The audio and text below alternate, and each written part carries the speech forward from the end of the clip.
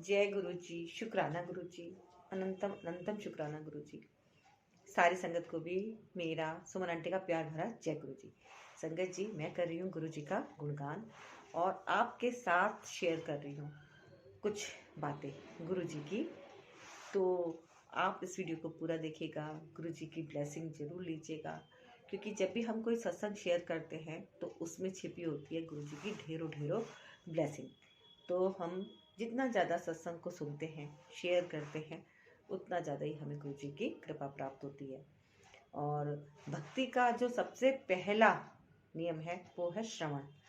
मतलब जो हमारे कान ईश्वर ने दिए हैं वो हम जितना ज़्यादा कीर्तन सुन सके, सत्संग सुन सके, पाठ कर सकें, तो ये बहुत ज़रूरी है। इसी से हमें मिलती है प्रभु की कृपा।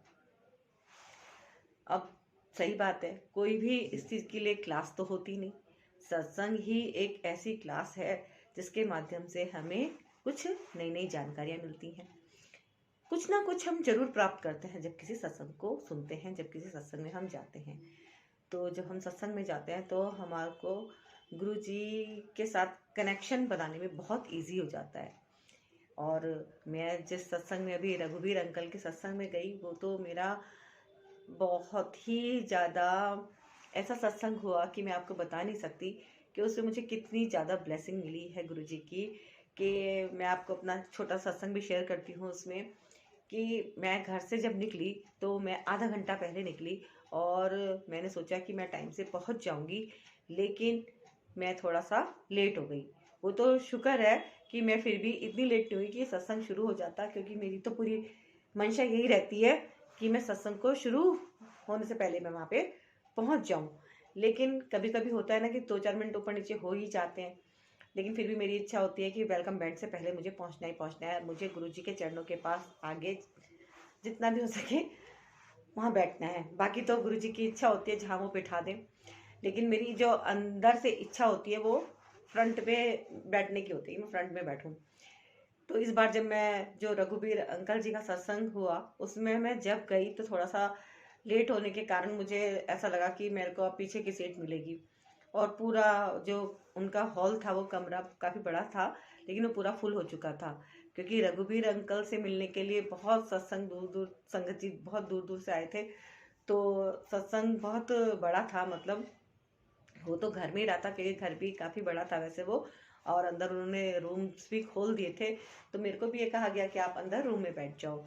तो मैंने सोचा कि चलो बैठ जाऊंगी, लेकिन फिर भी मेरी इच्छा थी कि किसी तरह से मैं आगे मेरे को सीट मिल जाए, लेकिन सारी सीटें बिल्कुल फुल थी।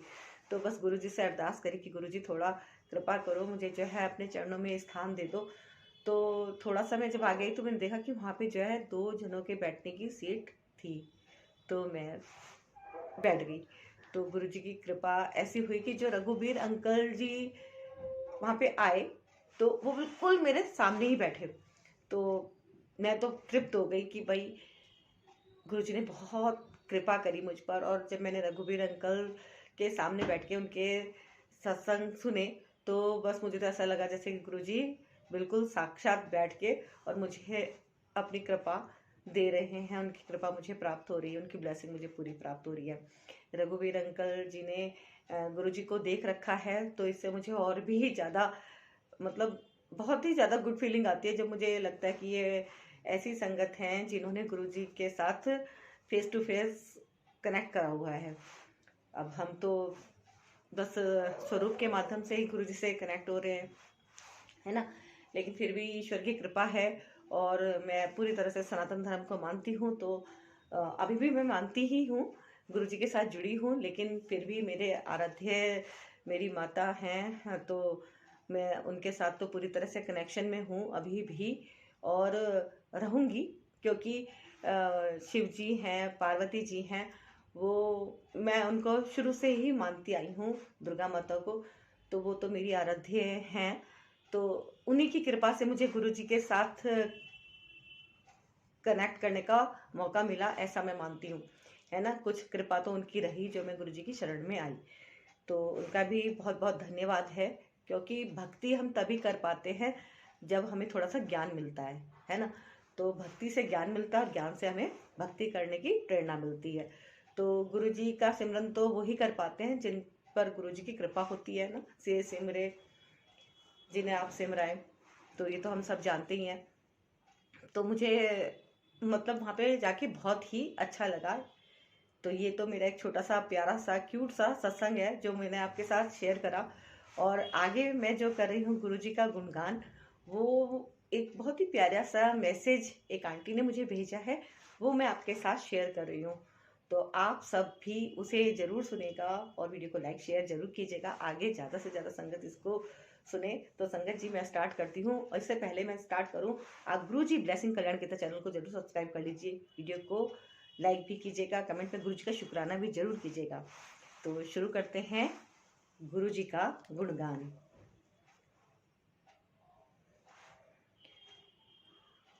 ये एक बहुत ही प्यारा सा सत्संग है जो मैं आपके साथ शेयर कर रही हूँ। तो शुरू करते हैं। जय गुरुजी, शुक्राना गुरुजी। गुरुजी का आगमन हमेशा अचंभित करने वाला होता था। बिना बताए कभी भी आ जाते थे। गेट पर बड़ी सी गाड़ी रुकी और घर में इलेक्ट्रिसिटी नहीं थी। गर्मियों के कट लगते थे। 1989 वसंत विहार जलंधर। माँ ने कहा, देखो गेट पर आवाज हुई है, कौन आया है। जब लॉबी से निकलकर देखने जा रही थी तो सामने से गुरुजी को मेन डोर से अंदर आते देखा। कुछ जल्दी में थे। आते ही पूछते, कित्थे है मम्मी। मैंने कहा, गुरुजी मम्मी खाना बना रही है, किचन में है। गुरुजी भी किचन में आ गए। कहते, की बना रहे हो। मम्मी कहते, गुरुजी अभी तो आलू का मसाला बना रही हूँ, आप थोड़ी देर बैठो, मैं अभी बना देती हूँ। लाइट ना होने की वजह से मम्मी ने कैंडल जलाई हुई थी। गुरुजी ने कैंडल पकड़ ली और बातें करने लगे। कहते, मैं किसी दे घर जाना है, पर खाना इत्थे खा के जाऊंगा। रोटी पई है। मम्मी ने कहा, गुरुजी वो 2 रोटी रात की बनी हुई हैं, बस आप बैठो, मैं ताजा बना देती हूँ। प्लेट निकाली, लेकिन गुरुजी कहते, नहीं, मैं बासी 2 रोटी ठंडी ऐदे उत्ते मसाला रख दियो। प्लेट भी नहीं ली। प्लेट निकाली, लेकिन गुरुजी कहते, नहीं, मैं बासी 2 रोटी ठंडी ऐदे उत्ते मसाला रख दियो। प्लेट भी नहीं ली और बातें करते करते खाने लगे। अचंभा। लेकिन वहां ना लॉजिक ना तर्क काम आता है। जो हुक्म। घर की खैर खबर पूछी। खाते खाते मसाले का एक ड्रॉप उनकी पीच सिल्क की शर्ट पर गिर गया और ऑयल फैल गया। कहते, मैं ता जाना है किसी दे घर। मम्मी कहते, गुरुजी अभी साफ कर देते हैं। कहते, नहीं, लेट हो जाऊंगा। कहते, डैडी दी अलमारी किथे है, अब अलमारी दिखा दो। उन्होंने अलमारी खोली, हैंगर में लटकी एक शर्ट निकाली, पहनी और चले गए। इतनी सादगी सदगुरु में। यहाँ आजकल कितना कुछ हो रहा है।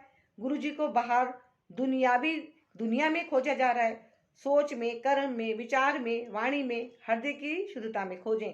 गुरुजी कभी कभी 4-4 पैंट्स और 4-4 शर्ट्स खरीदते थे और 4 का सेट खुद रख लेते थे और 4 डैडी को दे देते थे। शर्ट साइज सेम था।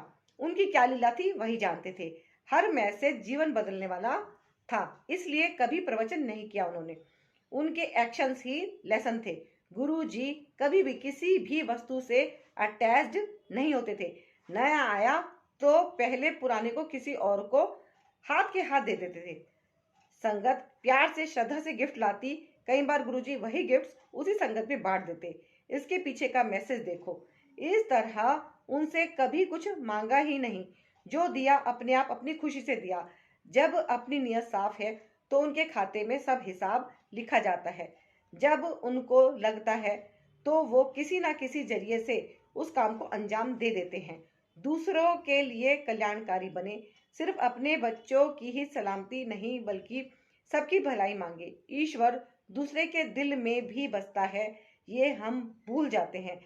जब सबकी सलामती का भाव है तो चिंता किस बात की। अपना अच्छा कर्म करते रहो। तकलीफ है तो सहने की शक्ति मिलेगी। सुख है तो अहंकार ना आने पाए। अपनी सोच को कल्याणकारी बनाए, वही ईश्वर को प्रिय है। देखिए बहुत ही सुंदर सा जो ये सत्संग भेजा है आंटी ने, शुक्राना है उन आंटी का भी जिन्होंने ये सत्संग भेजा है। तो आप सबके साथ मैंने इसको शेयर किया। आप भी अपने सत्संग मुझे ज़रूर भेजें, जो भी आपके सत्संग हो, जो आप चाहें भेज सकते हैं गुरु जी का